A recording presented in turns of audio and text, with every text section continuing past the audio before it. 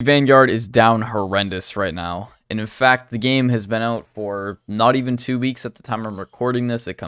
Basically it will be in a couple hours, but there's already a free weekend with everything being double XP. And the game, like I said, has been out for 2 weeks. So if you don't call that shit down bad and down horrendous, it's not looking good. And obviously, if you've been on Twitter, you would know what absolute shit show is happening at Activision right now with their dickhead CEO and a lot of the fucked up employees that work there. So Activision, that one's for you, especially your CEO. So, there could be a lot of things that are contributing to this Call of Duty failing miserably. It could be the zombies. It could be because it's another World War II game. It could be a whole lot of things, but that's what we're going to talk about today. For like the third time, there's already a free weekend and the game has been out for 2 weeks. So what does this tell you? Well, if you look, also you've probably seen by now that the UK sales for Call of Duty Vanguard were down almost 40%. So, they probably scared people away by giving us a terrible zombies mode that, a lot of people buy Call of Duty specifically for zombies now. And, a lot of people also don't like World War II games. Myself, I don't really mind.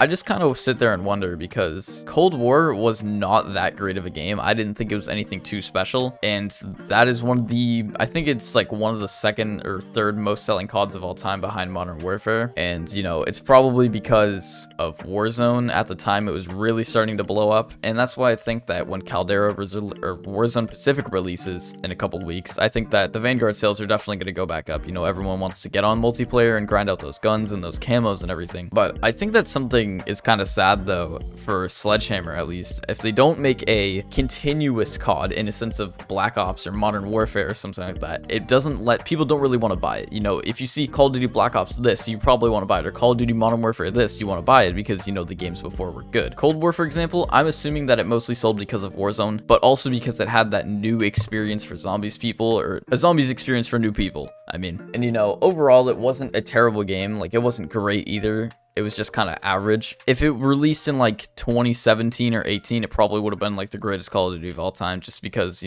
after Modern Warfare, it was kind of like a downgrade almost. Obviously that doesn't mean it was a terrible game, but I just kind of really wondered what is happening for the future of Call of Duty and where do I really see it going, especially with everything that's happened recently, like I was talking about with the Activision CEO and, just all that shit that's going on behind the scenes. It's really fucking bad. It's just really just sad. But the future of Call of Duty, honestly, like a lot of I remember seeing this interview, and they basically said that the CEOs of most of the companies that develop Call of Duty were happy with the future of the game and where they think it was going. And, I think a lot of people don't like the future of Call of Duty and where it goes. We're all saying, they should take a year off. It's okay. Just maybe do like a couple DLC seasons after, maybe for this game. Modern Warfare can get pushed back because these last couple of CODs have felt really rushed. And it just feels like Activision's putting like a hold on their employees, which trust me, they definitely are. And, it just really feels bad for like a lot of these developers, because I read something about some of the employees, I forget at what studio, if it was Treyarch or Sledgehammer, that they were working 7 to 14 hours a day, and some of them were literally sleeping at the studio. Could you imagine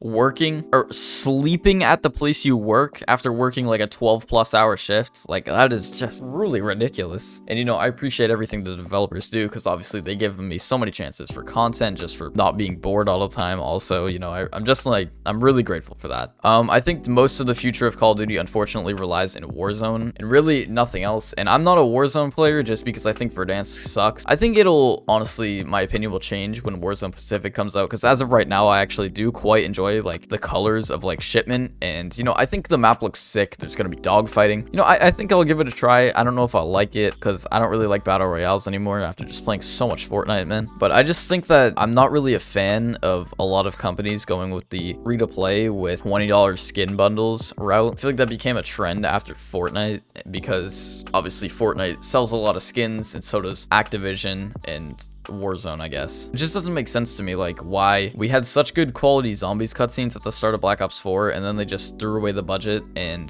they're clearly making billions a year. So, like, I just don't understand, like, why they don't put more development money into things. I'm assuming that it takes more money to develop a cutscene than a skin, so profiting off of all their skins, it can't be that hard to just, like, put some aside for, like, quality of your game. But this was just a little rant I wanted to make. If you have some thoughts you want to share about Call of Duty and the shit show that's going on at Activision, feel free to put something in the comments, because like I just kind of wanted to talk about this. I feel like it's just something that a lot of people like, yeah, it's not looking good.